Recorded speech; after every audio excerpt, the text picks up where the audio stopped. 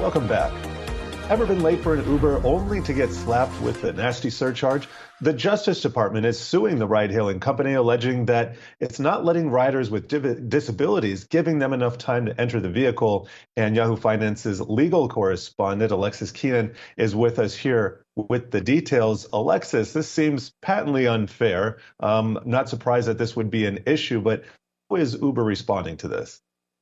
Yeah, so not a new issue at all, but one that Uber says came at a surprise is the Justice Department saying that Uber's in violation of Title III of the Americans with Disabilities Act, and that's an act that prohibits transportation companies, even private ones, from disability-based discrimination. So specifically what the Justice Department is saying is that Uber, as early as 2018, that they started charging wait times.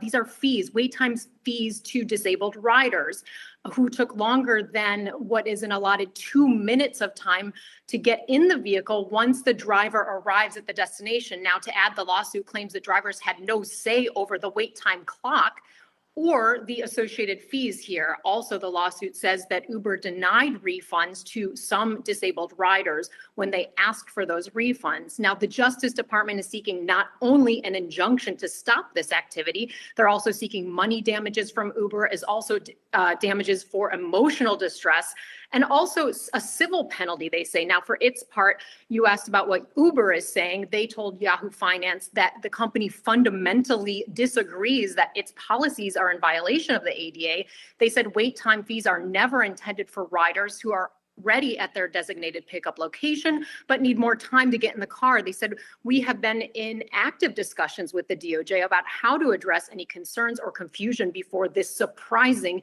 and disappointing lawsuit. Now, last week, the company began automatically refunding any wait fees for drivers who certified that they are disabled. But the significance of this action is really quite a big nugget here. Basically, this could open the floodgates for an area of law that's been very, very gray for a long, long time, ever since these ride-sharing, ride-hailing services came to be. Really, it's a tough nut to crack, really, for those plaintiffs that have tried to go against these companies, saying that they're not providing disabled people with adequate services. Now, Uber and other rideshare companies have argued for various reasons that the ADA doesn't even apply to them. So that's the significance here, is that this lawsuit, if the DOJ is successful in saying that the ADA does in fact apply, now this really changes the landscape for these companies that have skirted the application of these disability laws since their inception, really. Yeah, and Alexis, we got less than a minute. So real quickly, what's the potential financial penalty or amount of restitution that Uber might have to make to some of the victims here? Yeah, so Jared, that's really uncertain right now. The company has faced a number of different actions and they've even gone against the city of New York when New York tried to pass a law in order to make wheelchair accessibility a requirement for the company. They settled that case. So right now, it's not really certain what those penalties would look like because there's a question as to whether the ADA applies at all. So if it does, another story for another day.